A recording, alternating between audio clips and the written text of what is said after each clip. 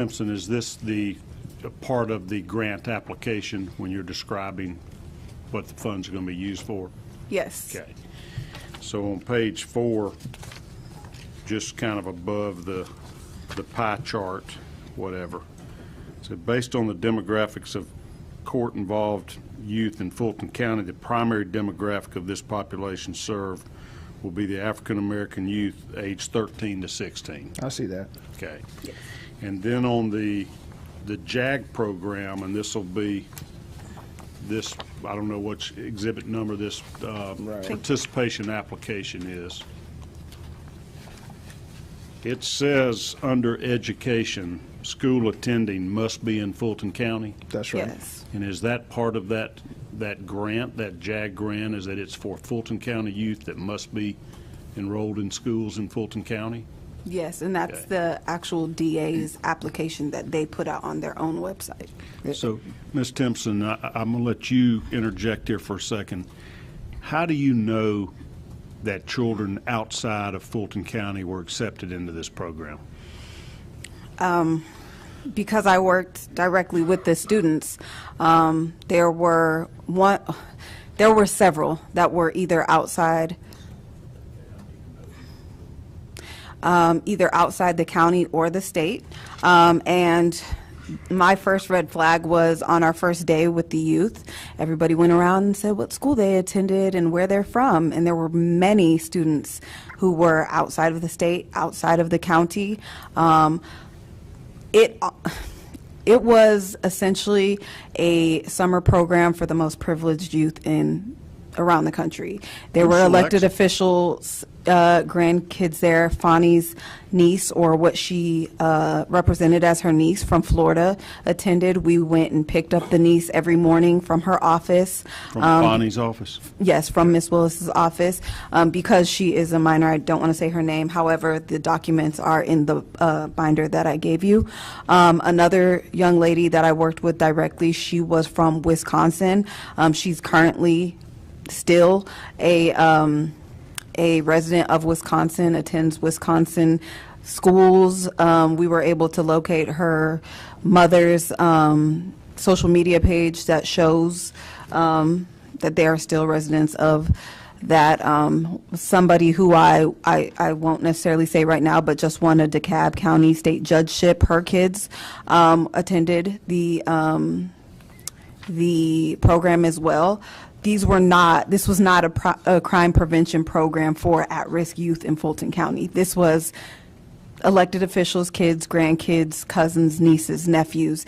And this was during the time when so many people in Fulton County were hollering about the dismay about the water boys. But what were we doing when we were given this money for these youth, but watching them on the news and you know, that summer specifically, I just remember, you know, so many youth passing away due to gun violence. And I'm not saying that we could have changed or rewrote history, but I do always wonder how our programs, if used correctly, could have affected the youth in Fulton County for sure.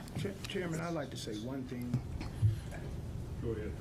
You know, as sometimes this stuff just comes down to common sense, right? I mean, if I come to you and I say, hey, you're the district attorney, you're a lawyer, and I say, hey, there's a misappropriation of funds because this program is for Fulton County and Atlanta Public School students only, and you have people coming from outside the state, then why not say, no, you're wrong? Right. You're wrong. That's just not how the program works. If I go to anybody running this program and I say, hey, I believe that this is a misappropriation of funds, this is not right, nobody ever said in writing or verbally, hey, Amanda, calm down. You are wrong. You don't know what you're talking about. The grant says this. We get this permission to do. None of this happened. Instead, what happened was ignore her, push her off into the corner, hope she goes away. I'm the DA, I'm whoever, and I'm going to go ahead and show you that if you keep talking, you're going to find yourself on the outside of this situation. But see, that's what I'm looking for. I'm looking for a denial because Amanda has so many emails, so many recorded sessions saying, hey, man, this is wrong, you did this, and nobody's saying, hey, no, that's completely wrong. this is not a misappropriation of funds. I could go, like I said, to one of the 50 states, pick any kid I want, bring them over here, use the Fulton funds for that kid, no problem. Who decides which kids get to go to the, basically, summer camp?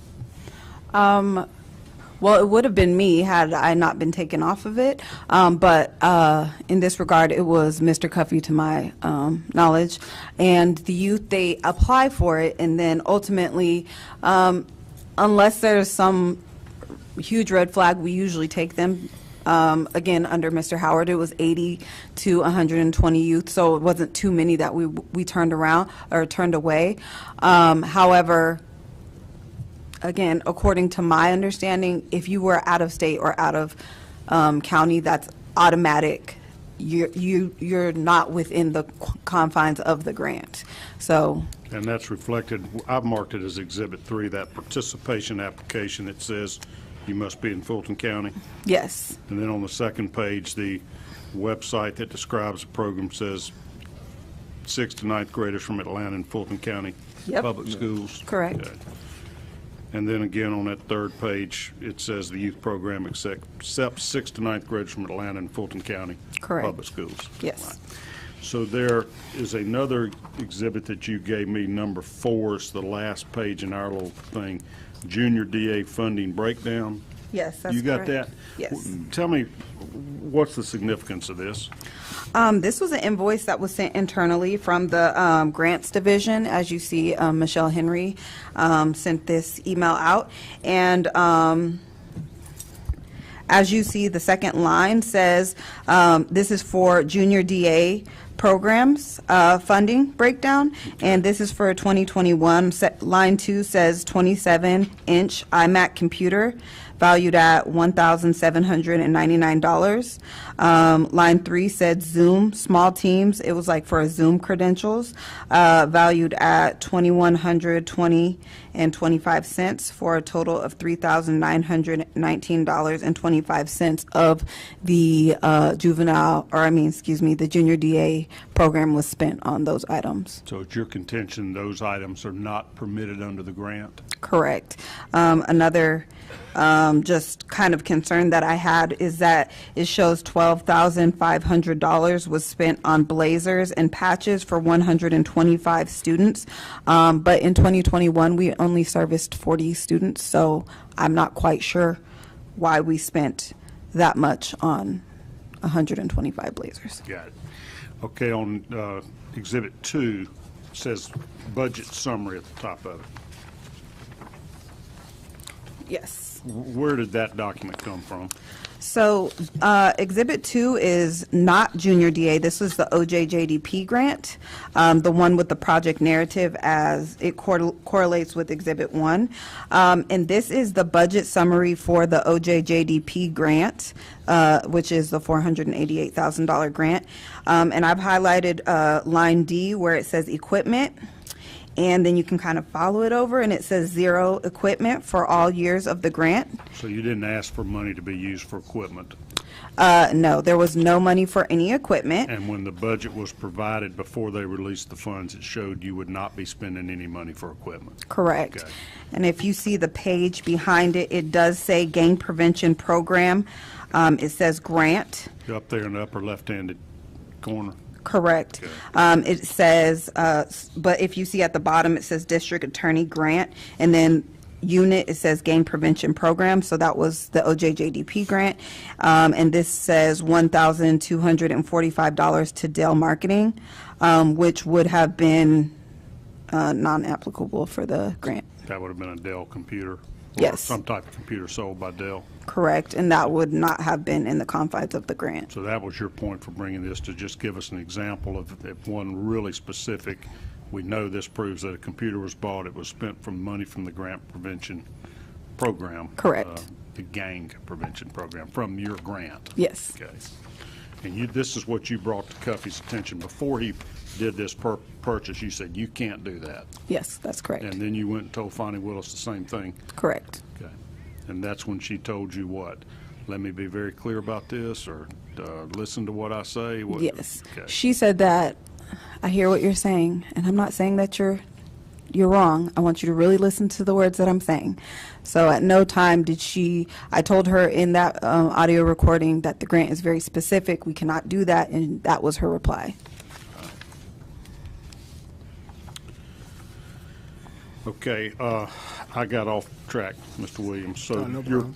you were telling me about difficulty obtaining the documents in the discovery process. Yeah, Did so- you also submit requests for production of documents to the DA's office in that Yeah. litigation? Yeah, we have that, and we're waiting on some documents. Now, opposing counsel in the case been fine. I mean, I go way back with Miss Hannah Rita, and she's good to work with.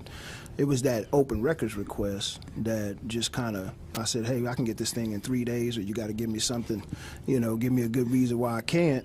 And I just 30 days passed, 60 days passed. It's not worth me filing a lawsuit about it, but it was just obstructionist in my opinion. Are you aware that there is a lawsuit against her by Ashley Merchant or her client on the open records request? And I wasn't. Okay.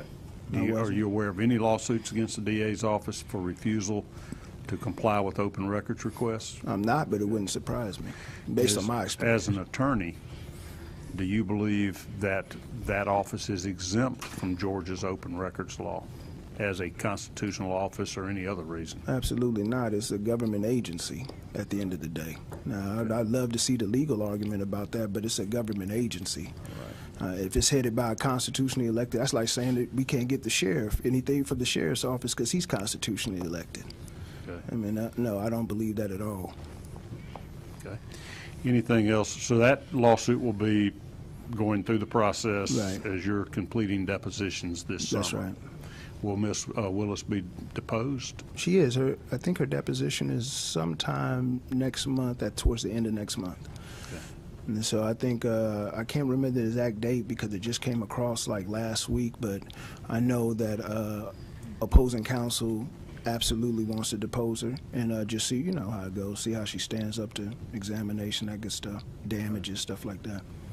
Because she's a relevant fact witness to the retaliation. Yeah, very important. Whether or not D.A. Willis is deposed, that just depends on the law. Georgia has that kind of apex doctrine, so before you can go after a government official such as Fani, you kind of have to show that you can't get it from somewhere else and all that kind of stuff. But so it's going to depend on who says, I don't know, I can't recall, or denies things prior to me going after a deposition with her. Okay. All right. Anything further you want to add? No. Okay. Back to you then, Ms. Timpson. I'm going to try to wrap this up because I know folks getting restless wanting to get out of here. You have heard some of Ms. Willis's public comments about the controversy with her and Mr. Wade, right? Okay. You mentioned early in your testimony that he was present in your interview in the fall of 2020. Correct. Do you know what his role was? He was a member of the transition integrity team. That's what she called it.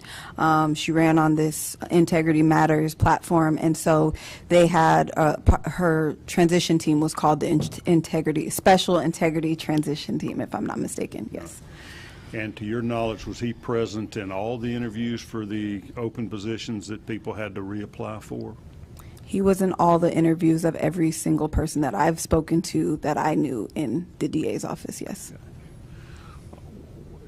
Were you aware of any personal relationship between Mr. Wade and Ms. Willis back at that time when everybody was interviewing in, sounds like the fall of 2020? No, I just knew he was somebody important because he was leading the interviews, but I didn't know any personal relationship or anything. I just knew he was clearly somebody that she knew and trusted. And did you ever learn of any personal relationship? I do believe at one point in 2021 there was just office talk of Ms. Willis having a boyfriend on staff. I didn't know who it was at the time, but just office talk, but nothing that I saw with my own eyes or anything like that. Do you know what the DA's office policy was about basically having relationship with co-employees or supervisors and their employees that had to report to them? I just, from under Mr. Howard, I was under the impression that there was like a non-fraternization policy, but that was nothing that I ever had to worry about, so. Okay. We had heard a little information in one of our earlier hearings about the use of these P cards. Are you familiar with those? Yes. Explain to us what a P card is. So I'm assuming they were speaking about the access cards? Is that what they're speaking about? They were like a credit card.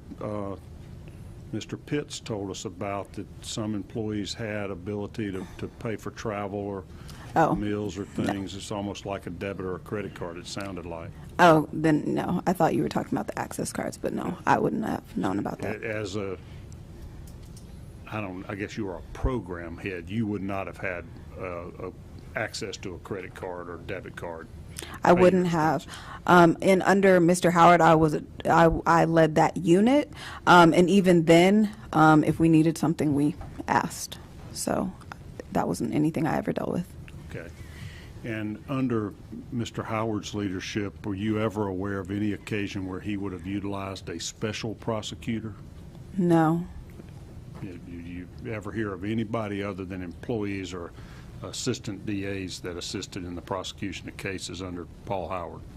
Not that I'm aware of, no. All right.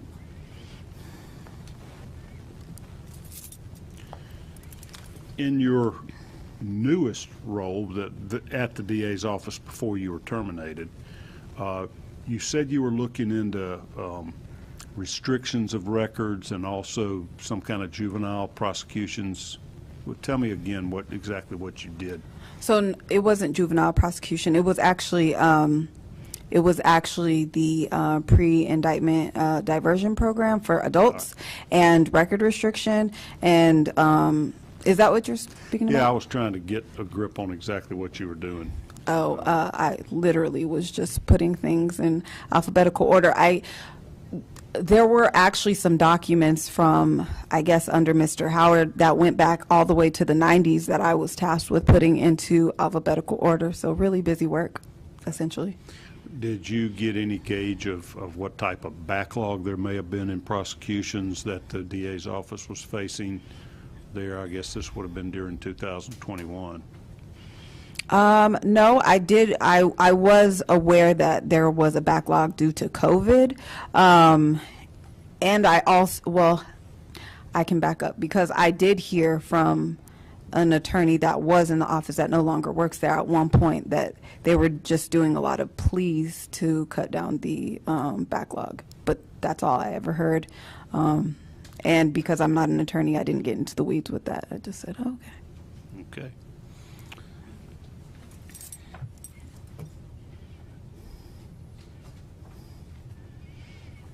Madam Leader, if you would like to question or designate one of your members to have any questions of either witness, now's the time. I think that the whip had some questions. Senator Jones. Thank you. I just have a couple of questions. The information that you provided with the where we have the open checkbook home, it has budget summary and it talks about the Dell Marketing Group, Dell Marketing Corporation. Correct. That information was taken from the Fulton County website, correct? Correct. And that has all the information as far as this program is concerned, the one from the Department of Justice, the $488,000 grant. I wasn't able to find everything. Also, some of the documents that I did find actually are very much conflicting with the actual grant narrative that I helped author. So I'm not sure if they, what type of changes happened after I was terminated, but from what I authored or co-authored, they're not in alignment. So you, and understand this, I don't care about the fact that you did this, but you established a GoFundMe page, correct? Correct. And on that page, you actually have various links that persons can go to at Yes. the end of it, right? Mm-hmm. And one of those links, the headline of it is from the Free Beacon, And it says that basically emails say that you were a good employee. It was like Fani Willis says she's a bad employee, but emails tell a different story. Okay. And it cites an email that basically they were going to give you an award. You remember that?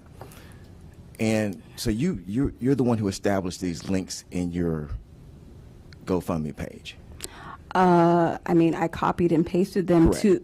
to ensure whoever was kind enough to contribute to that to legitimize it, because at the end of the day, I want people to know that they're giving to something that is serious and is honest and true. So yes. Right. And so you read those articles. The articles that you linked, you read them. Yes. Okay. So the article that I just cited, within that article that you said you read, links us to the Fulton County website as far as this project is concerned, the $488,000 project. Okay. And so you actually are directing people to go to this website to read this article, which then has a link. So I understand you're saying, well, you don't necessarily know what's in there, but you, to some extent, are adopting this link because you're putting it in there. And that link from the Free Beacon goes to the Fulton County website. And my point is that in that website, whether you agree with everything that's there, all parts of that project are on that website. It talks about sub-report MOUs. Are you familiar with that? Yes, and I believe there's been some issues with those MOUs and how they were actually spent. So while I respect what you're saying, I also linked several others. So not one is more special than the other, but it's not. But it's open there. It is there, correct? correct. For anyone to read. Absolutely. To have some understanding of what the project is about. That's my only point. You can have a disagreement with it, but it's there. Yeah. Okay.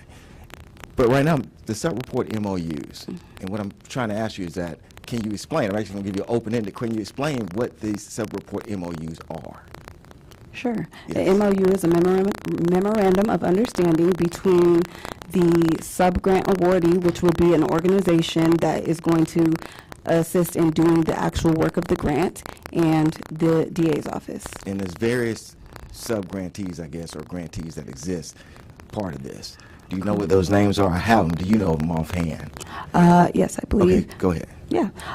Chris 180 is one of them. What is that? Chris 180 is a mental health nonprofit that works with youth and families as a core provider.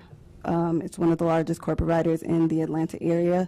I believe one is WAVE, which is We All Value Excellence, which is a police, I believe it's a group of former officers or current officers that work with youth in the community. One is the Atlanta Police Foundation under the At Promise Center, and I believe, I think there's one is the Alumni, I forget what it, Alumni Offenders Association, which is essentially like a Credible Messenger Foundation, and I think I'm missing one, but I can't remember. That's fine, but and within each one of those, they actually kind of lay out the responsibilities of those organizations, correct? Correct. That's And what I the should MOU also does. talk about how those organizations could be audited and things of that. And with each one, they have that, correct? Okay. Okay. Is this all that you provided our committee? Was this from Fulton County dealing with the budget summary? I provided your committee with this entire book, Okay. a replica. So that was just It would one have that I all of this pulled in from it. there? What was that? It would have all of this information It also in there? has the MOUs in there, yes. Okay, but today, this is all we're looking at. Correct. Okay. All right, interesting. And so what this shows is that there's really different players and different moving parts as far as these grants are concerned. Is that not right? It does, but one thing I do want to highlight for you is that when we created, or when I co-wrote the grant, we had Fulton County Schools and Atlanta Public Schools as one of our sub-grant awardees, and to this day, Chief Applin has never received anything other than what he gave in an MOU and expected money to be able to teach great to 4th and 5th graders and has been waiting for 3 years to teach them gang reduction education and training, and has not received that money, never received anything saying he was no longer going to get that money, and the same with Fulton County Schools. So what I understood it at the time when I blew the whistle, at the time when, and prior to when I authored this grant, was that we were going to be giving money to Atlanta Public Schools and Fulton County Schools to make sure that we made kind of satisfied the prevention part of the grant, because it was for intervention and prevention. They're not doing that. Also within that link that is there that we could have all kind of shared today and really kind of gone through it to understand the different dynamics of this grant, that it's not just one-page summary, is also a letter from the Attorney General, William Barr, and also it lays out the federal requirements of that particular grant. That's within the link that you had in the Free Beacon that Fulton County has free and open for anybody to see. Is that correct? But can I ask you something, Senator Jones?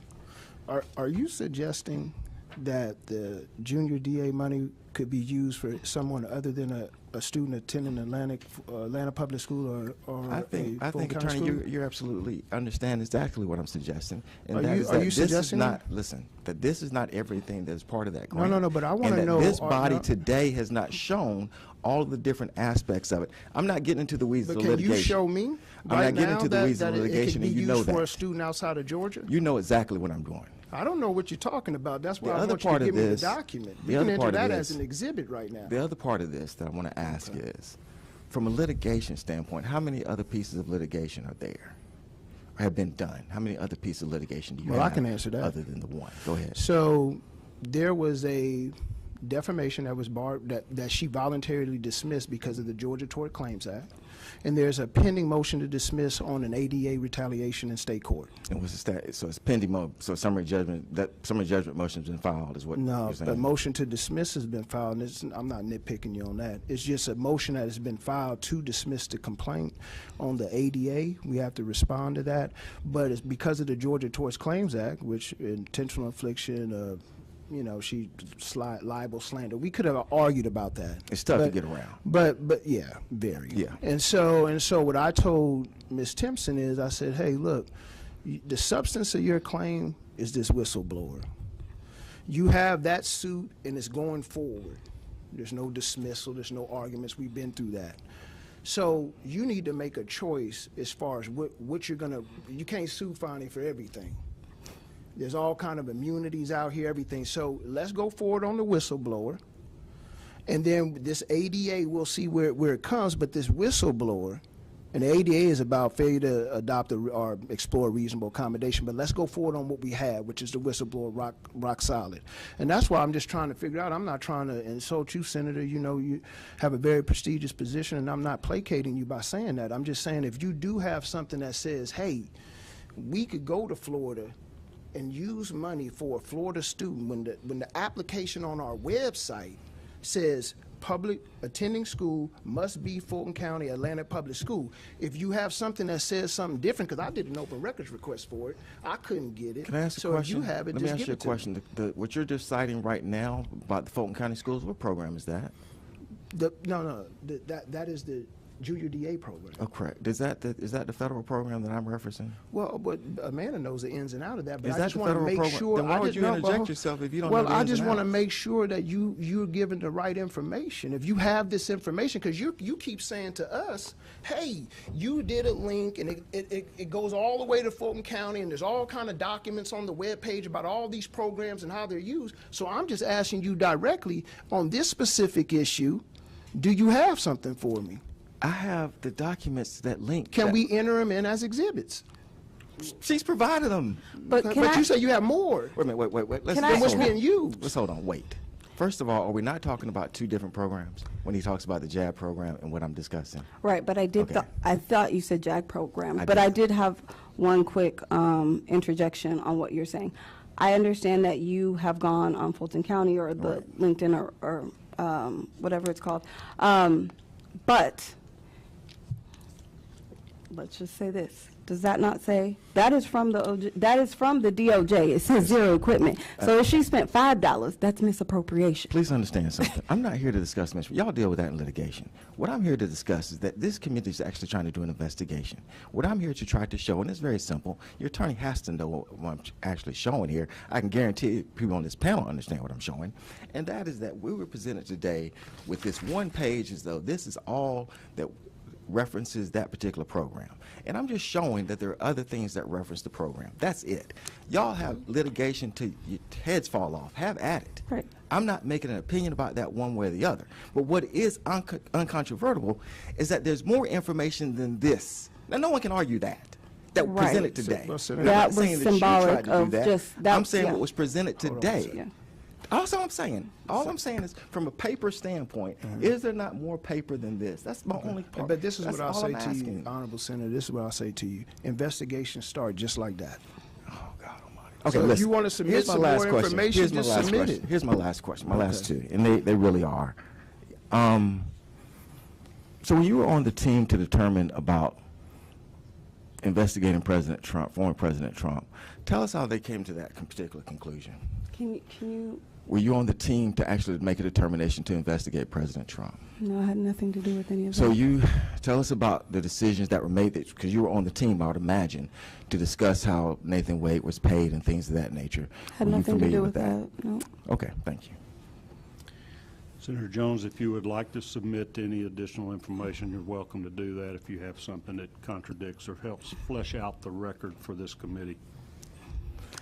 I was just You're enter- referencing some documents that were from a link, and you're Yes, free I was to just entering all the introduce those. documents that pertain to the federal grant that has been discussed here, specifically the OJ, the Office of Juvenile Delinquency Prevention Grant, which is actually linked to Fulton County website that has all the details of the grant, with the understanding, of course, there may be contentious areas about what's actually been paid or not paid. But the grant itself, all aspects of the grant are actually on that particular link, and I have pulled those documents, and I would like those documents to be admitted into the record. You're Can welcome I to say do- something, Not Senator? yet. Okay. If you would, please, Senator, hand those to the court reporter. I'll have her mark those and identify them, and we'll have that as a part of our record. Now, Ms. Timpson, what, you wanted to add something? Yes, I just wanted to say that the documents he had were in what I gave you. They're in that notebook? They are. Okay. Ms. Timpson, you have a notebook in front of you that is about 6 inches thick with various tabs, et cetera. Correct. That you presented a copy of that to the Secretary of the Senate. I understand that there are certain portions in that you think are confidential or privileged that should not be published to the general public. Yes. Can I get you, either today or tomorrow, if possible, to flag or identify which of those should be held confidential? And then we will introduce the remainder of your notebook into the record of this investigation. If it duplicates what Senator Jones is doing, that's okay. That's fine. I'd like to ask you if you would do that for us. Absolutely. Okay. Have you testified in your civil case about this whistleblower retaliation? Not yet. So you haven't given a deposition yet? Not yet. All right. But you were willing to come here today and talk to us with permission of your counsel? Correct. Okay. There is a similar committee in the United States Congress. I think Representative, who's handling that, Jordan? Have you been asked to testify in front of that committee? Yes. At one point, yes. Okay, and have you testified?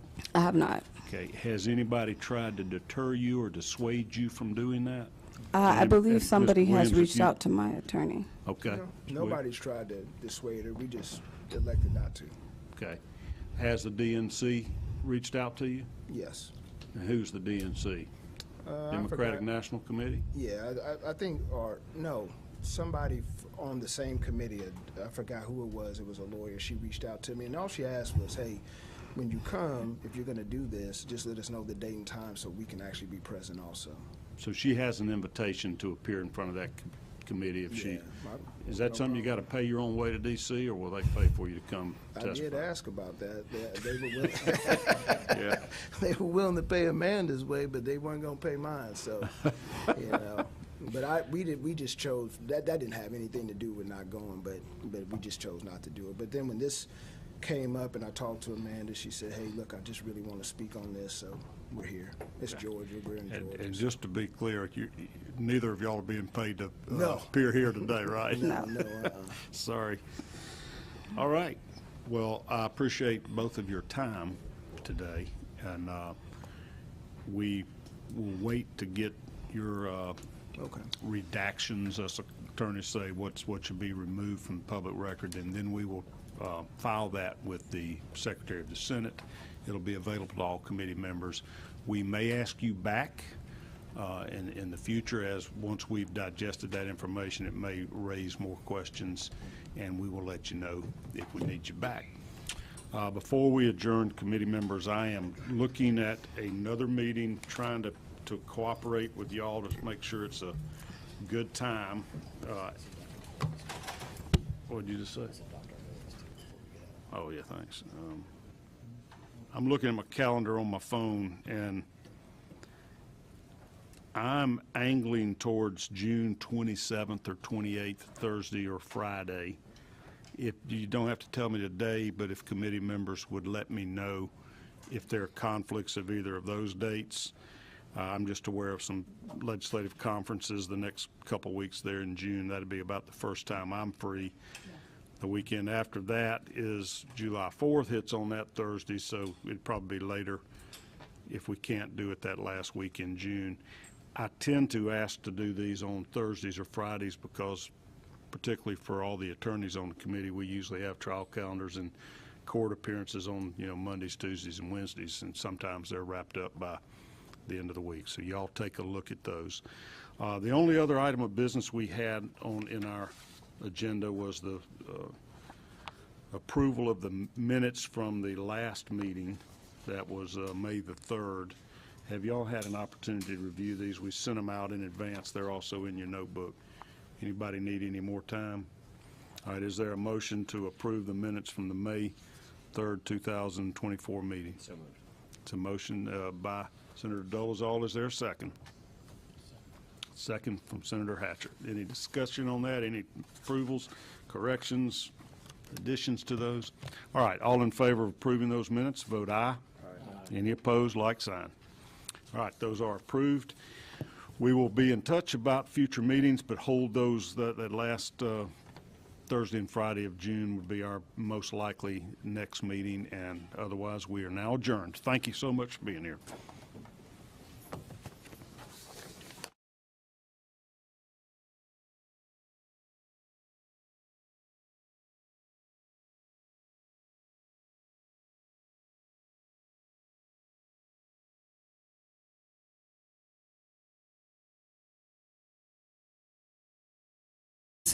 Given to us in October of 2020, and the amount was $488,564, I believe.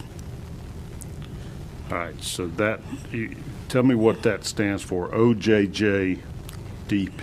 The Office of Juvenile Justice and Delinquency Prevention. So was that something that you had a part in applying for that grant? Yes, I helped co-write the grant. Myself, my colleague, and our grant writer all contributed to co-writing that grant in early 2020, I believe. So you submit that to the Office of Juvenile Justice at the federal level? Yes, sir. I guess other DA offices around the country also can apply for these type of grants? Yes, they're very competitive.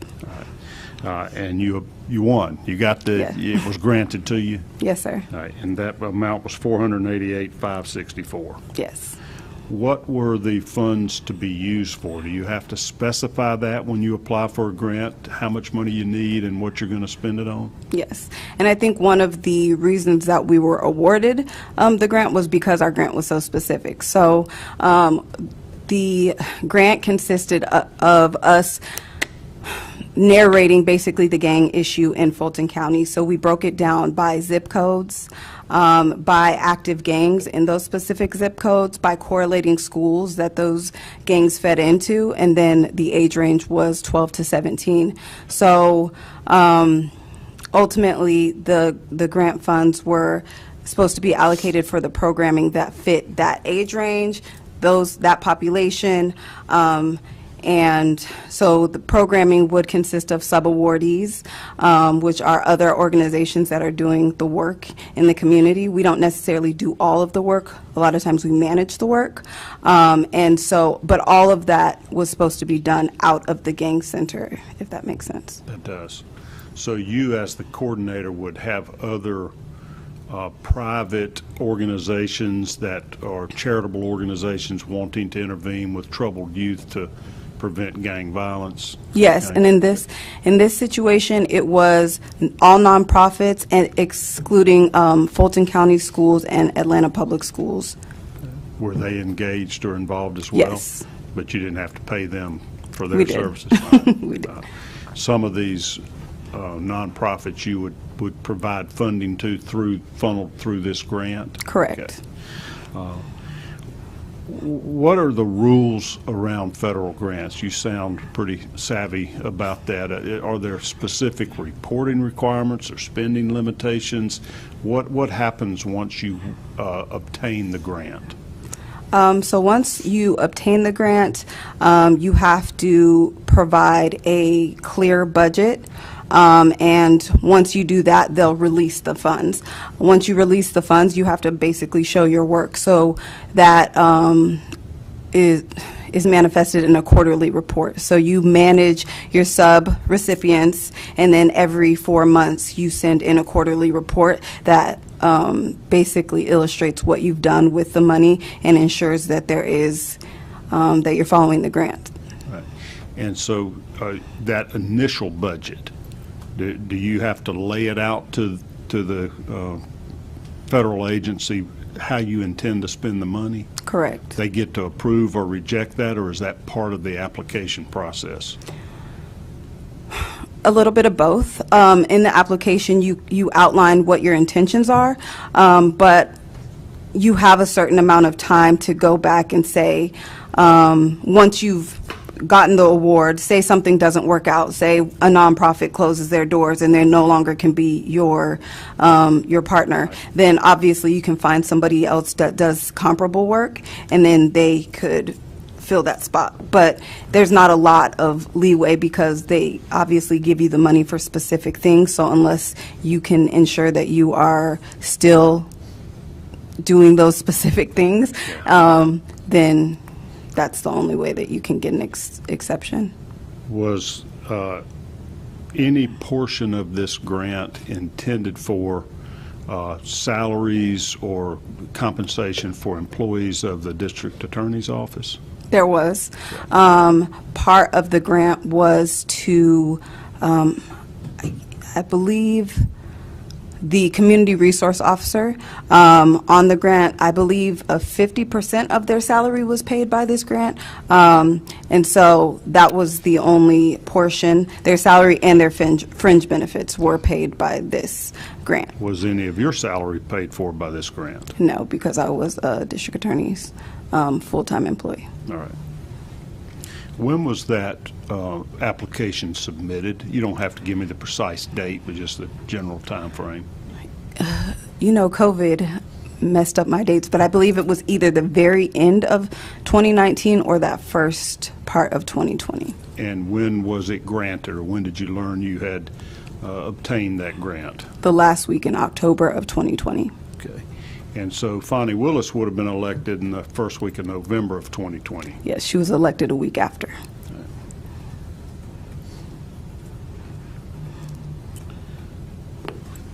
When was the budget submitted that you mentioned, or the spending plan that allowed the release of the funding?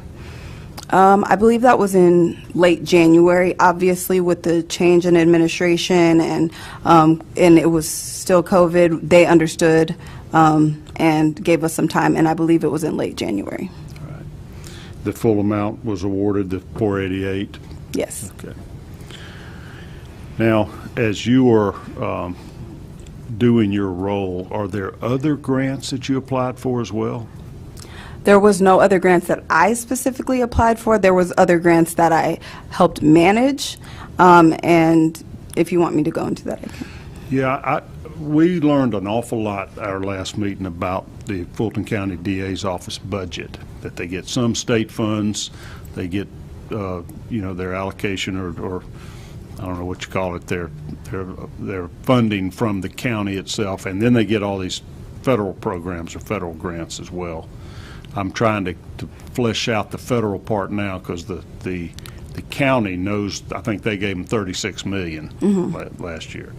And they mentioned a big $75 million amount of basically COVID funds that it wasn't all spent to the DA's office, but for the justice system.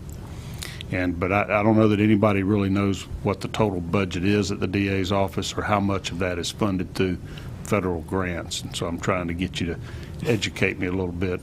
You knew specifically about this OJJDP grant. Yes, because sir. you helped write it. Yes. But there are other ones that you would have helped manage or administer. Yes. So the other one specifically that I helped manage was the JAG grant. So it's a Justice Assistance Grant. It's also a federal grant, but it's allocated to the state and then ultimately delegated to the counties, and then the county commissioners allot it how they see fit. For the DA's office, it was to fund the junior DA program. All right, let me slow you down 1 minute. Yes, sir. I'm absorbing this information a little bit slower. You know it like the back of your hand. Right. That is a social justice assistance grant, Yes, it's a Justice Assistance. and that's why you call it a JAG, for the Justice Assistance Grant. Yes, sir. And that is distributed among various DA's offices in the state. Yes. Do you have to apply to the state to get that, or is that coming directly from the feds? It's coming directly from the feds. All right. Do you know if other DA's offices around the state of Georgia receive grant funds from that JAG grant? I believe so. I just know it's the Edward Brine Justice Assistance Grant, and to my knowledge, I believe that some, if not all, can get it, but I think it's based on need. And do you know the amount of that grant, the JAG grant, for this? Apparently you used it for the junior DA program. Yes, correct. I don't know the explicit amount, and we have been trying to get that information for quite some time. I just know that it funded the junior DA program, which I believe yearly spent about $20,000. So it was a small grant for the DA's office. Tell me about the junior DA program. Yes, sir. It's a crime prevention program specific to youth, middle school and ninth grade, so 6th, 7th, 8th, and 9th grade.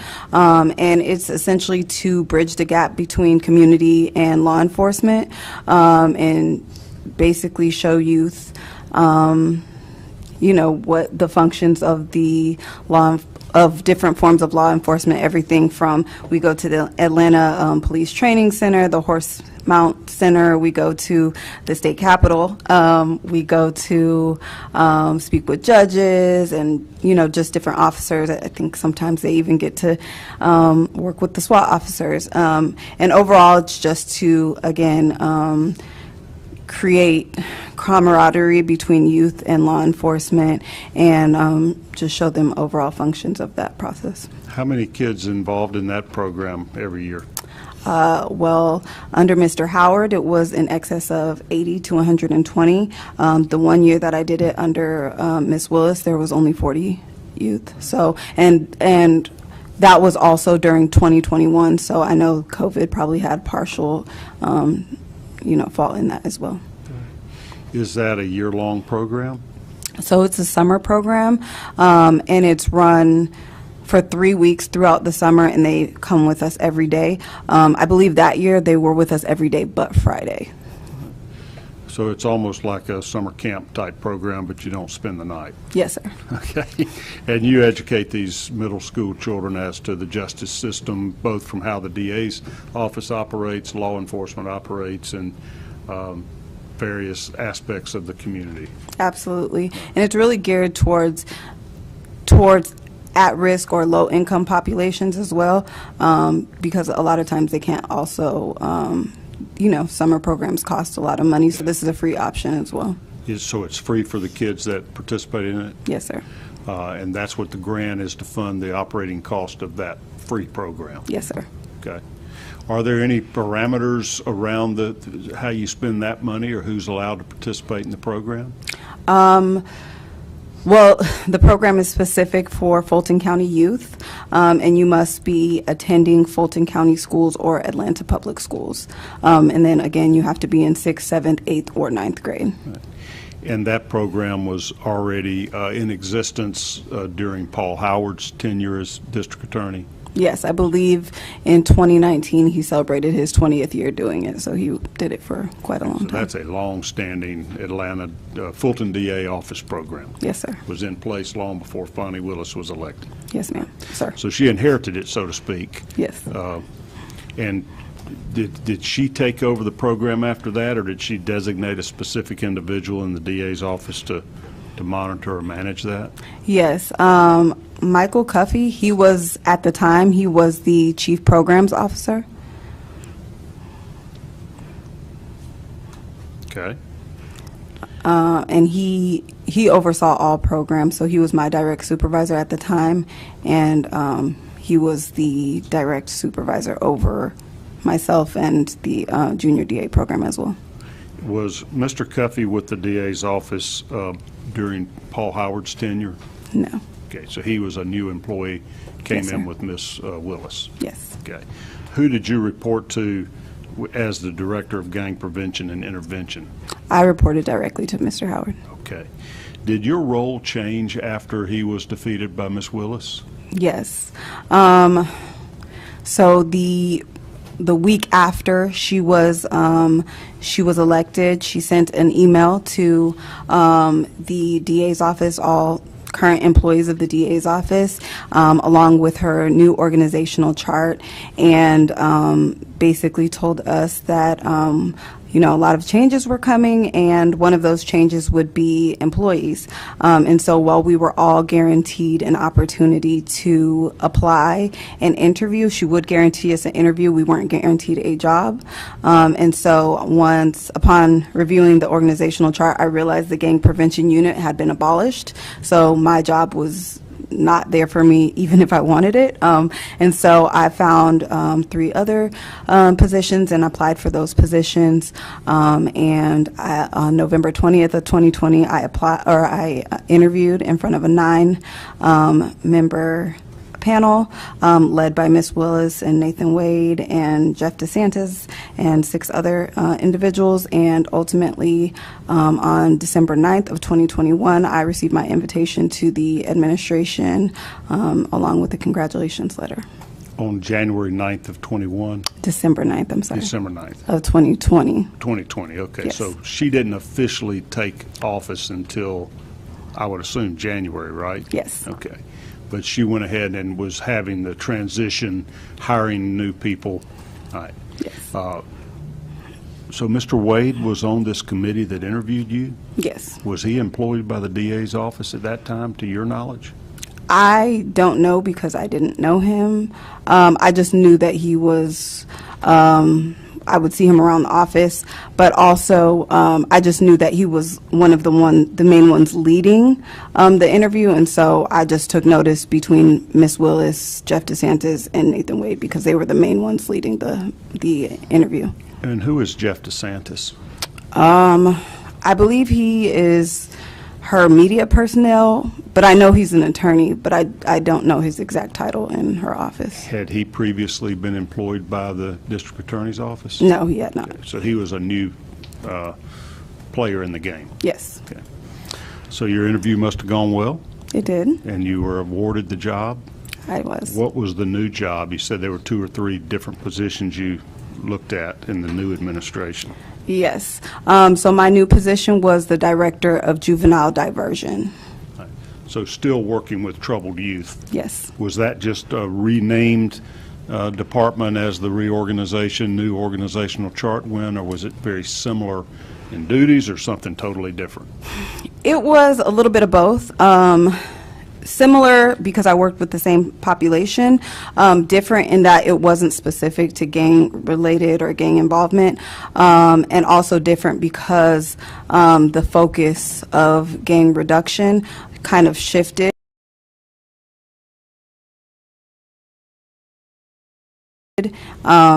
And it was a lot more just open, I would say, like as far as just any youth who were justice involved. So I would work a lot with juvenile court. Okay, so not just specific to juvenile gangs, any juvenile problems or issues? Correct. Okay. Now, same salary in the new position, or? Yes. Okay. Was there any unit that dealt specifically with youth gangs under this reorganization, or it kind of came under your umbrella as the director of juvenile diversion programs? Yes, there was, so it came under my purview, so there was no more gang-specific unit other than the prosecution unit, the gang unit of attorneys IM program, so there was no programs for. We are kind of learning as we go how massive the DA's office is. Do you know how many employees totally in the Fulton DA's office? I don't. Do you Hundreds. Do you know how many attorneys, assistant district attorneys? If I even spoke on it, I wouldn't be accurate because I haven't been there in 2 years. However, I know there's hundreds. All right. At least And it sounds 150, like I would think. hundreds of support staff or other administrative personnel such as yourself as well. Absolutely. Okay. So this is in this new positions when you began reporting to Michael Cuffey? Yes. All right. Did you continue to supervise the OJJDP grant Yes. in your new position? Yes. I was actually written into the grant as the grant project director. So no matter what I did, if that grant was valid, I would be supervising the grant. All right. But you weren't paid through the grant? No. All right. And did you continue running the junior DA program? Yes, for a short time. All right. All right. Well, as 2021 begins, you're in your new role that has the same duties and more, and you're now reporting to Michael Cuffey instead of Paul Howard. Correct. Did you notice any irregularities or problems with the administration of this OJJDP grant? Yes. In early March of 2021, after a lot of the administrative work was done on the grant, we need to now get to work. And so Michael Cuffey, who is the new Chief Programs Officer, invited myself and my colleague, who also co-wrote the grant, into a meeting just so he could understand the scope of the grant. In this meeting, this was the first time that he kind of mentioned that what he wanted to spend the grant on, and he articulated that he wanted to spend the grant on computers, travel, and swag. And at the time, we were saying swag, because there was a lot of rebranding going on. And so, like, each unit now had their own sweaters and their own mugs and stuff. And there was a complete and total rehaul of the building and stuff. So this idea of having swag was like a big thing. So those are the three things. Trinkets. These are pens and Yeah. coffee cups and T-shirts and Exactly. sweatshirts, things Exactly. promoting the new district attorney? Correct. And so I quickly kind of interjected and let him know that those were not things that we could do with the grant. At that point, it seemed as if he hadn't read the grant narrative, and so I just wanted to educate him. I was a bit concerned, but at that point, it was the first time I had heard of it. I just tried to kind of set him straight and tell him, like, oh, we can't do that. It's really specific, and it's specific to programming. We can't buy any equipment. And that was a huge thing because in the grant narrative, in the grant budget, it says specifically no equipment. And so his idea for wanting to get computers and even pay for travel, like, those are completely out of the scope of the grant. Okay. And you know that because you wrote the grant? Correct. And in the grant plan, you tell how the money is going to be spent? Correct. And in the budget, you identify how it's intended to be spent? Correct. Did any of those documents provide for spending money on swag? No. Did any of those documents provide for spending money on computers or other equipment? No, sir. Did any of those documents or budgets provide for money to be spent for travel? No. Okay. And how about on the junior DA grant? I think we called that the JAG grant. Were you continuing to administer that in March of 2021? Yes. And did you notice or detect or hear about any intentions to improperly spend that money? Not in March, but as time went on, yes. So what happened when you straightened Michael Cuffey out and after he had told you his intentions of how he intended to spend the money, you told him that was illegal? What was his reaction?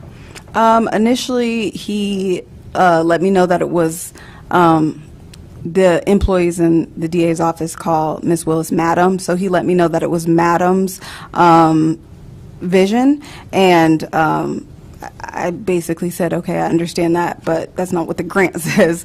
And as a director of the grant, I wanted to make sure that I was careful and clear what the grant said. And this grant was written prior to her coming in the office. I assumed at the time that maybe they just weren't aware, but I just wanted to make him aware that that is not what the grant says. Okay. Did you hear further conversations about the misuse of the money, or did he follow your advice and not spend it on swag and travel and equipment? So initially, that was just the initial time. I continued to be persistent and to let him and everybody else know that we could not spend the grant in that manner. And he persisted to say that that was what we were going to do with the grant. In weekly meetings, we had weekly program team meetings. He would say that, so it was multiple people that heard his intentions to spend this money that way.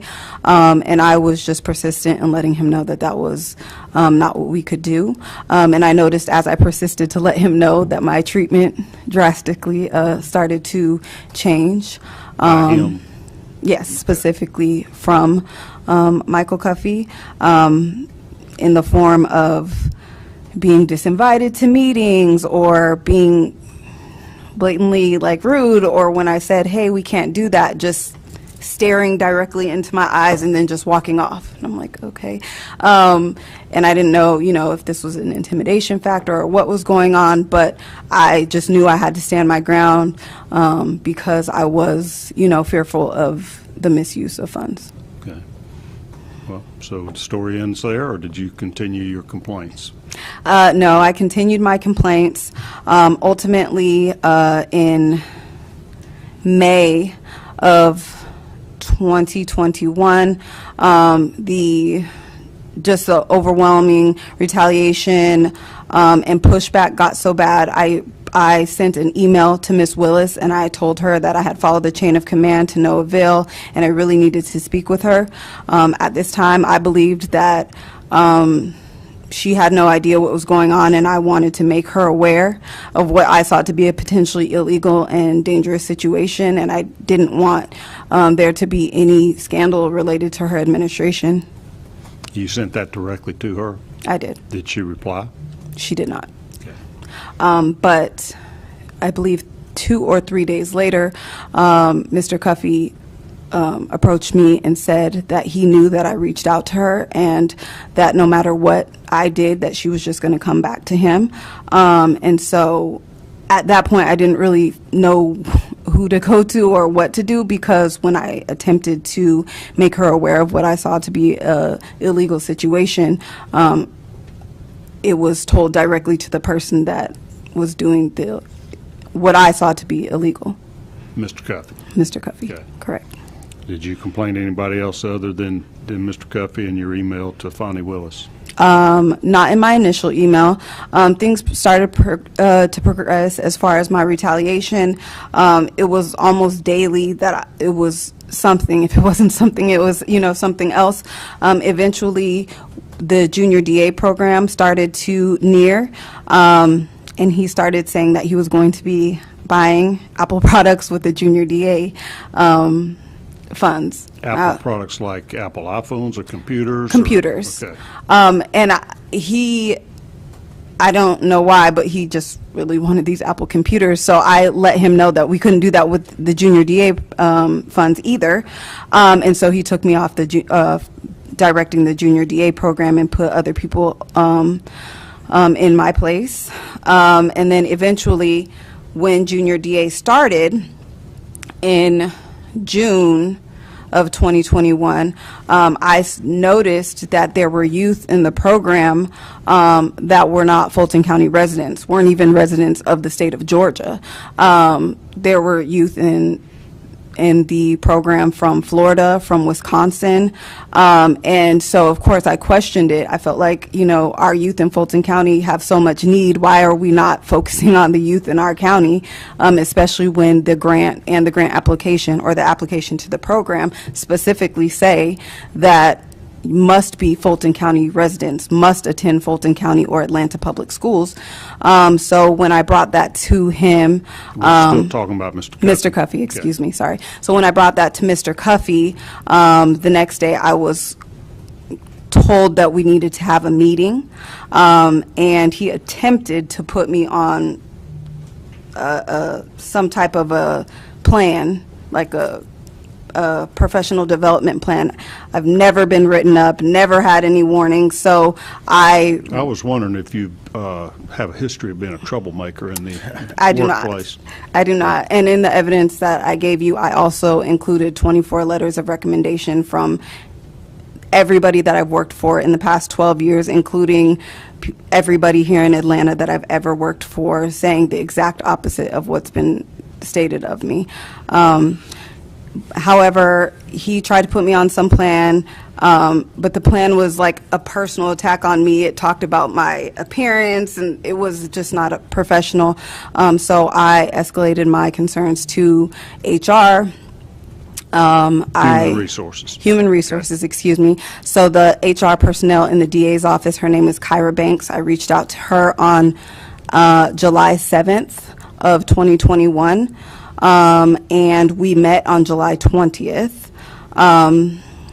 and I basically told her all of my concerns, and she said she took notes and told me that she would escalate my matter. On July 23rd, Escalate, in your view, means take it up the ladder to Yes. a higher, somebody above Mr. Cuffey. absolutely. Okay. On July 23rd, there was additional retaliation, and I reached, it was just so much. I was extremely anxious, even coming to work, because I just didn't know from day to day what type of retaliation I would receive. On July 26th, I reached out to Dexter Bond, who is the chief of staff in the Chief DA's of office. Staff to Ms. Willis? Yes. Okay. And I reached out to Dexter because we worked in the previous administration together. He knew my work ethic, and I just felt like I needed somebody in the office to understand and know what was going on. And What was so his role with Paul Howard? he, under Paul, I think he wasn't chief of staff. I think he was I can't remember his exact role, if I'm being honest, but he was a Administrative high up position? yeah. Okay. And so he's an attorney as well. he had worked in higher levels of administration for DA Paul Howard as well? Yes, before? and I believe he worked with Paul Howard for like 7 years, so he. Okay. So you reached out to him Yes. directly? All right, tell us about that. And I told him there were youth in the junior DA program from out of the area. I told him how he treated me. I told him about the PDP.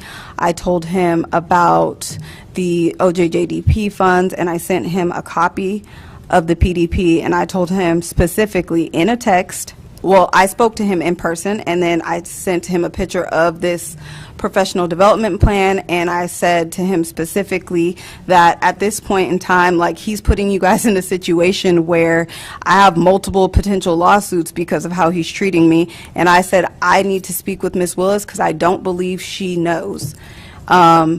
That was, I believe, at 11 o'clock in the morning, and then about he responded back to the PDP by saying, "Wow, period. This is a problem, period." Then text me saying, "You have a meeting with the DA at 3 p.m." This is in July of 21 sometime. Yes, this is July 26th of 2021. And so immediately, you know, I felt like a weight was lifted. Finally, I'll get to let her know, because I felt like I was trying to, in part, protect her, protect the youth of Fulton County, and just protect the integrity of these grants. And so ultimately, at 3 p.m., I went to Ms. Willis's office. Judging by Dexter was in this meeting, I could tell that she was already kind of briefed. And I went to, she said something to the effect of, "Now what's going on?" So I went to speak and tell her. I said, "I'm concerned about the way the grants," and I think I said something else, and she cut me right off in the middle of my sentence and said, "Effective immediately, you're going to be moved," and demoted me to the role of file clerk. So immediately, You went from a department head to a file clerk. Correct, a program head. So I went from the director of juvenile diversion to a file clerk, which changed not only the function of my job, it changed my schedule, it changed my location, it changed, I mean, this is frivolous, but I was taken off the website. I was essentially like banished for what I saw to be protecting her at the time. Did she say why you were being demoted? No, not at that time. The meeting lasted maybe 2 to 5 minutes, because she cut me off immediately and told me I was demoted. So I was kind of left flabbergasted, and I reached back to her that evening via email just to get some clarity, and she then, that was the first time I ever heard that she was saying that she wasn't pleased with my work. And it's important to note, I don't want to get too far in the weeds, I feel like we're already there, but it's important to note that 3 weeks prior to this, she had just asked me to assist in another department. So 3 weeks before, she wasn't dissatisfied with my work. So it was shocking to me that suddenly she was dissatisfied with my work the day that I disclosed that I was concerned about the way these funds were being spent. You have mentioned several times about retaliation. What type of conduct or actions were aimed towards you that you felt were retaliation? This demotion's pretty clear cut, but Yeah. were you being treated differently by Mr. Cuffey or Mr. Bond or any other supervisory type employees? Yes. Treatment as far as, like I said, being disinvited to meetings, just the attitude of when I would ask for things or ask for additional like guidance or feedback, it wouldn't happen. I also, in addition to, well, I sent him an email because he was essentially stifling my work. I was completing tasks that Ms. Willis had asked me in previous meetings, and I would be asking him like, "Hey, did you get this to her? Hey, I've had this done. Did you look over it? I'm waiting for your feedback." And I was just essentially put on the back burner. Also, like the PDP, the demotion was the first act from Ms. Willis directly. And then after that, because of the change in my work schedule and the change in my work location, I had asked for accommodations or a different setting because they were rehabbing the building, and it was causing me some health issues because I have pre-existing existing condition, and I was told no, and told if I brought it up again, it would negatively impact my future evaluations, which would impact my employment. And about an hour later, my laptop was confiscated, so I couldn't work from home even if I wanted to. Sometimes I would come to work and now as a file clerk, I would literally be putting thousands of documents into alphabetical order and then creating an Excel spreadsheet.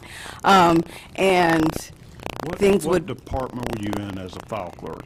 Were you changed to a different department or just removed as program head and kept in that same juvenile justice department? No, I was moved to record restriction, and then ultimately I became the file clerk liaison between pre-indictment, pre-trial indictment diversion for adults and the record restriction. So stuff I've never done or have any type of.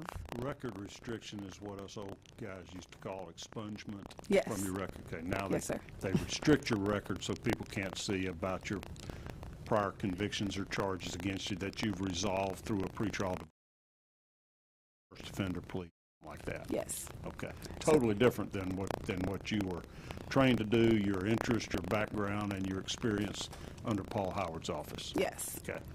And then I didn't receive any real training, so I couldn't go into certain systems. The only thing I could really do is put things in alphabetical order and put them into Excel spreadsheets, and that's what I did.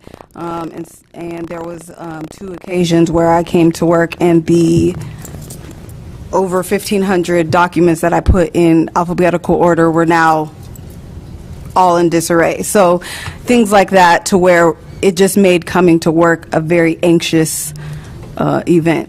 Okay. Did you ever have any further conversations with Ms. Willis where you expressed your concerns about the misuse of federal funds? I did. So on November 19th of 2021, I had an opportunity to speak with Ms. Willis again.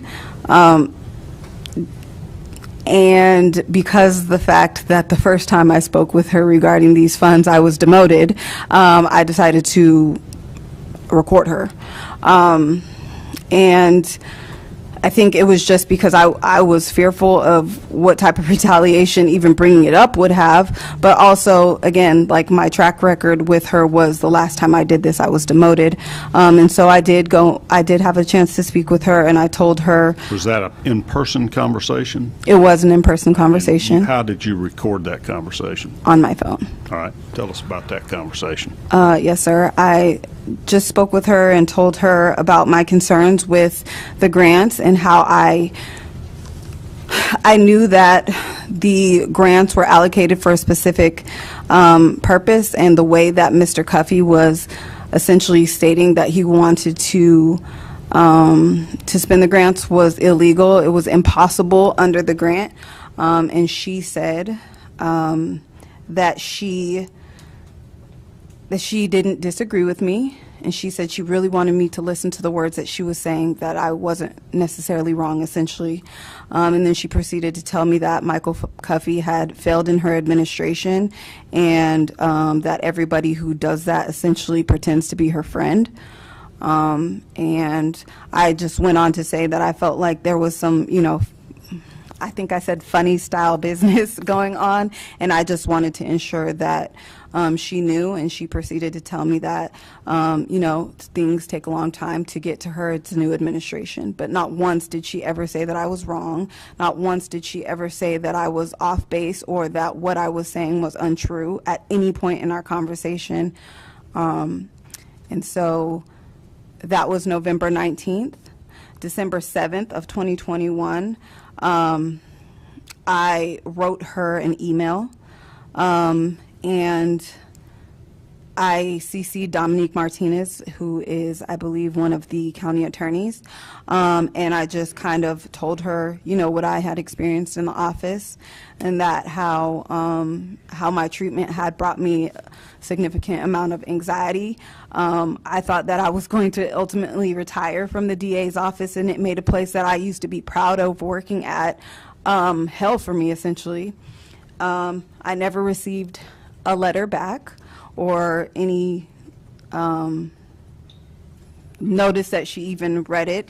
And then in January, I don't know if you want me to go that far. No, you're doing great. So Okay. now you're up to January of 22.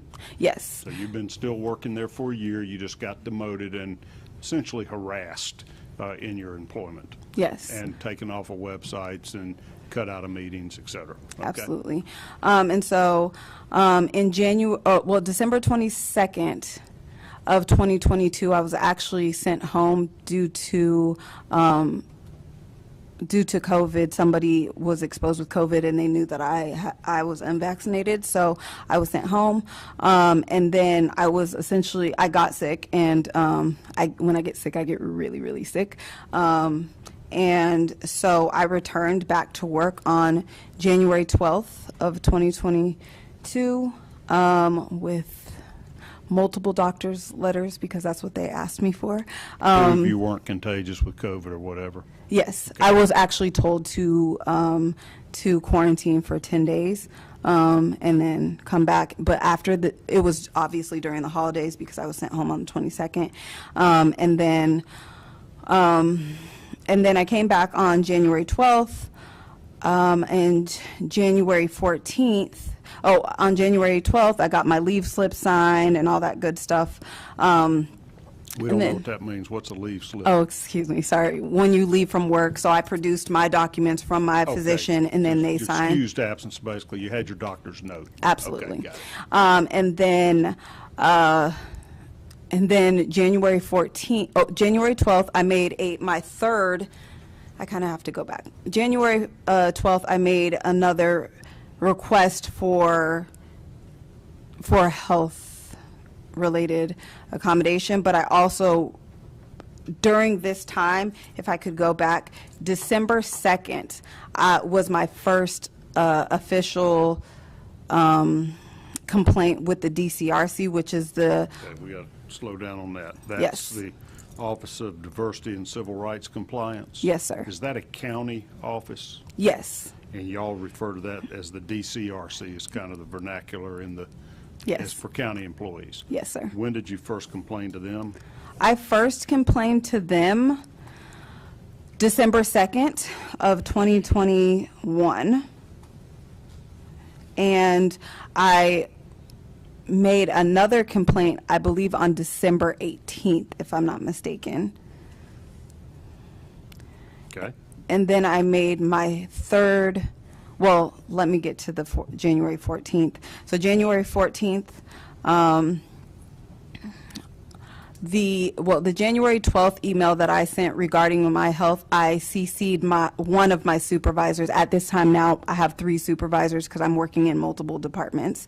And on the morning of, or on January 13th, she asked me what it was about, and then January 14th, she asked me into her office just to make sure I was okay, or so I thought. So I had a discussion with her. I had a pre-arranged meeting with the director of the DCRC, Niger Thomas, at 1 p.m. on January 14th of 2022.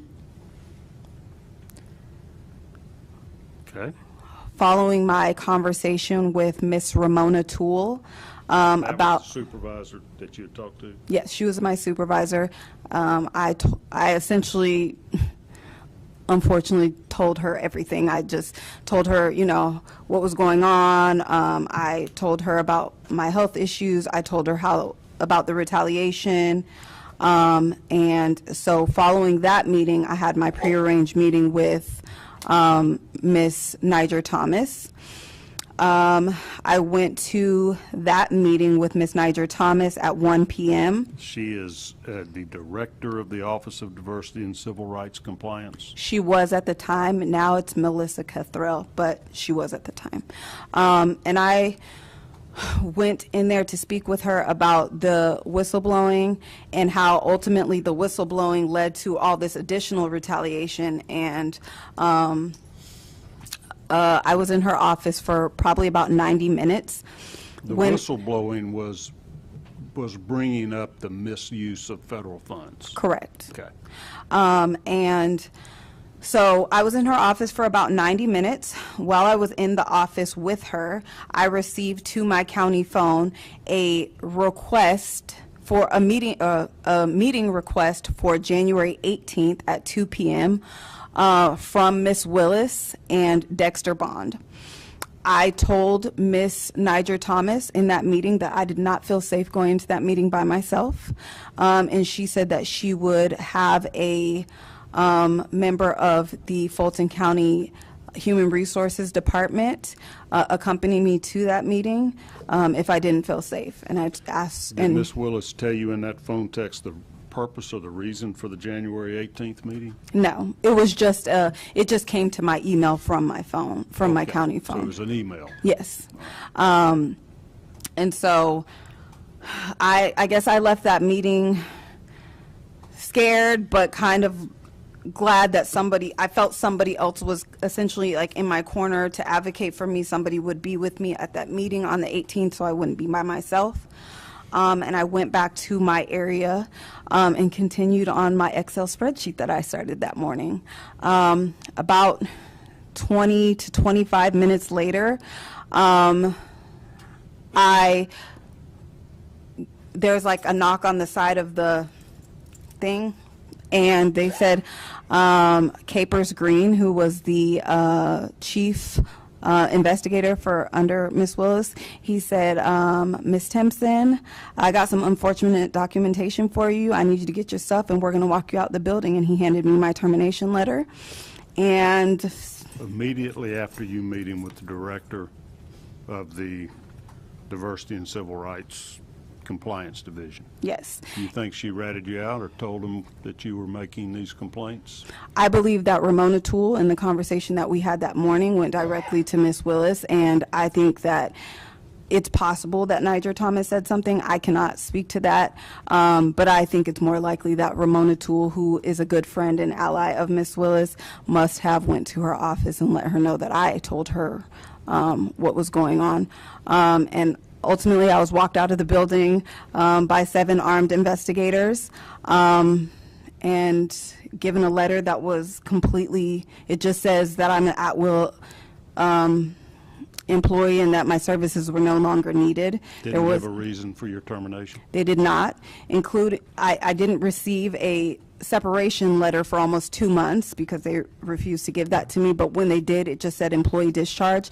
So I had no understanding to this day because ultimately the PDP that Cuffey had written was we were awarded the grant was because our grant was so specific. So the grant consisted of us narrating basically the gang issue in Fulton County. So we broke it down by zip codes, by active gangs in those specific zip codes, by correlating schools that those gangs fed into, and then the age range was 12 to 17.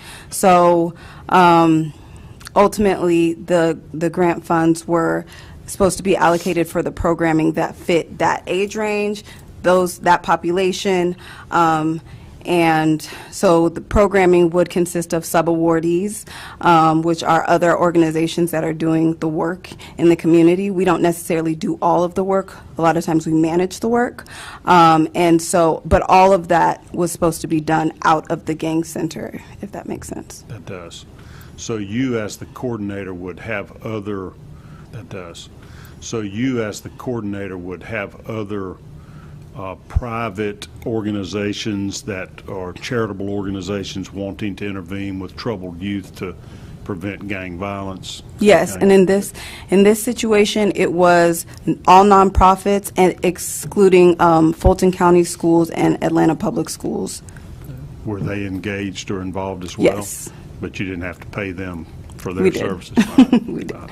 Some of these nonprofits you would provide funding to funneled through this grant? Correct. Okay. What are the rules around federal grants? You sound pretty savvy about that. Are there specific reporting requirements or spending limitations? What happens once you obtain the grant? So once you obtain the grant, you have to provide a clear budget. And once you do that, they'll release the funds. Once you release the funds, you have to basically show your work. So that is manifested in a quarterly report. So you manage your sub-recipients, and then every 4 months you send in a quarterly report that basically illustrates what you've done with the money and ensures that there is, that you're following the grant. Right. And so that initial budget, do you have to lay it out to the federal agency how you intend to spend the money? Correct. They get to approve or reject that, or is that part of the application process? A little bit of both. In the application, you outline what your intentions are, but you have a certain amount of time to go back and say, once you've gotten the award, say something doesn't work out, say a nonprofit closes their doors and they no longer can be your partner, then obviously you can find somebody else that does comparable work, and then they could fill that spot. But there's not a lot of leeway because they obviously give you the money for specific things, so unless you can ensure that you are still doing those specific things, then that's the only way that you can get an exception. Was any portion of this grant intended for salaries or compensation for employees of the district attorney's office? There was. Part of the grant was to, I believe, the community resource officer.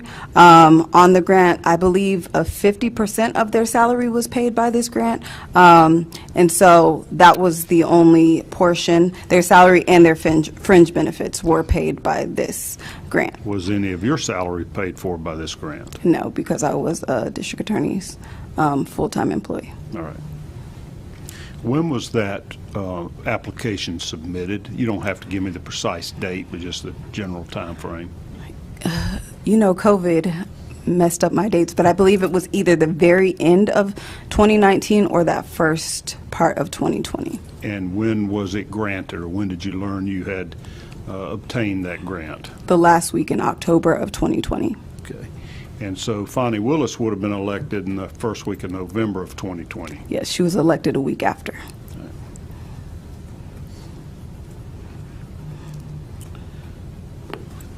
When was the budget submitted that you mentioned, or the spending plan that allowed the release of the funding?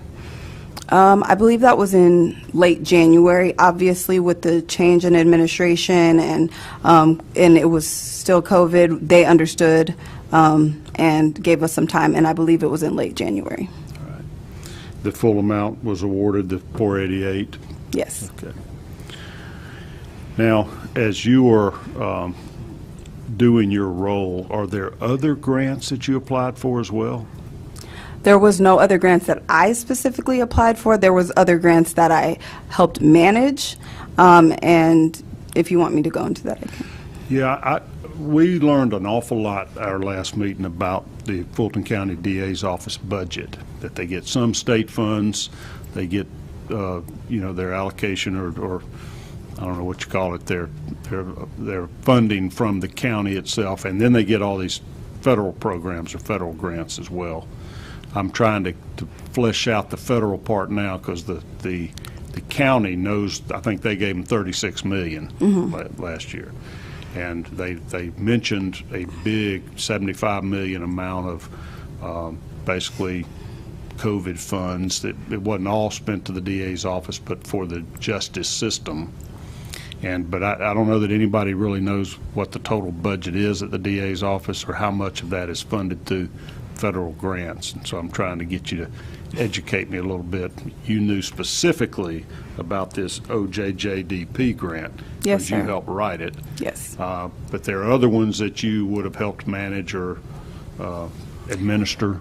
Yes. So the other one specifically that I helped manage was the JAG grant. So it's a Justice Assistance Grant. It's also a federal grant, but it's allocated to the state and then ultimately delegated to the counties, and then the county commissioners allot it how they see fit. For the DA's office, it was to fund the junior DA program. All right, let me slow you down 1 minute. Yes, sir. I'm absorbing this information a little bit slower. You know it like the back of your hand. Right. That is a social justice assistance grant.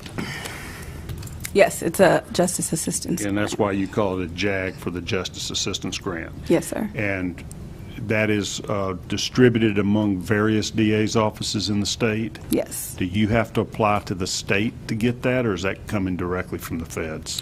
It's coming directly from the feds. All right. Do you know if other DA's offices around the state of Georgia receive grant funds from that JAG grant? I believe so. I just know it's the Edward Brine Justice Assistance Grant, and to my knowledge, I believe that some, if not all, can get it, but I think it's based on need. All right. And do you know the amount of that grant, the JAG grant, for this? Apparently you used it for the junior DA program.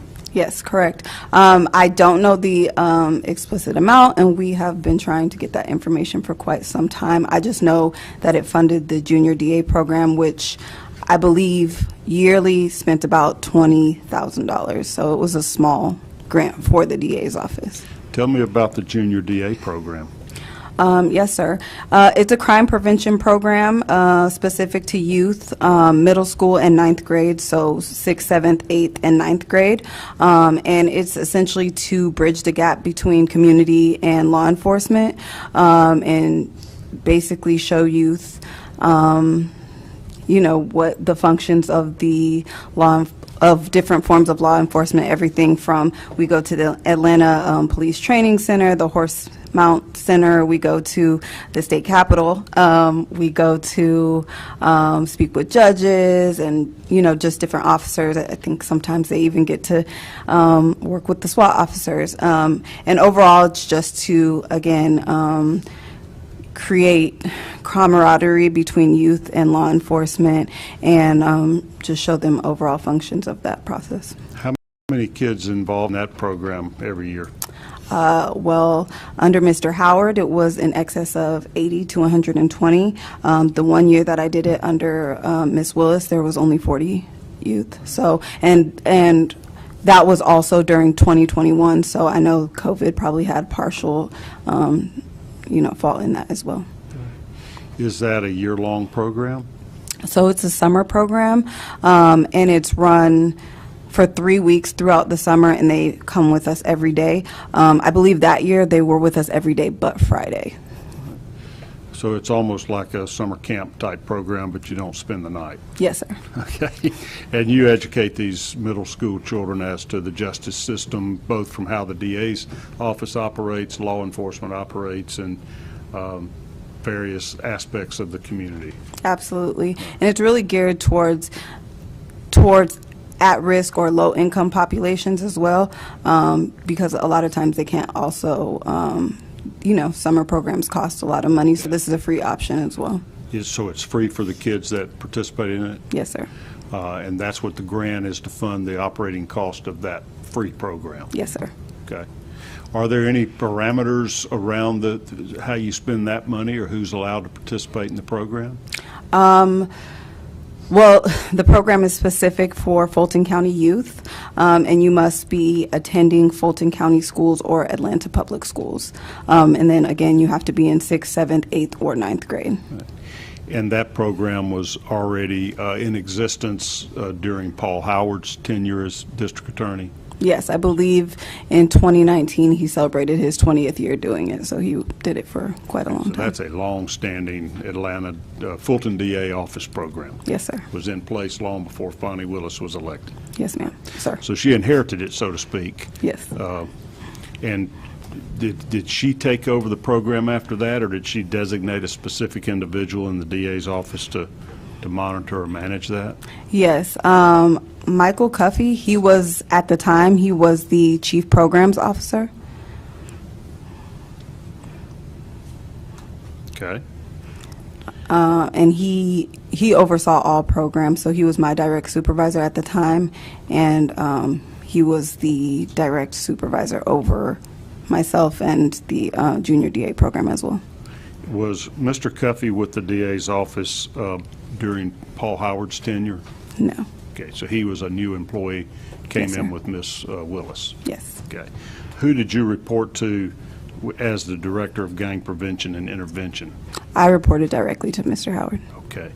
Did your role change after he was defeated by Ms. Willis? Yes.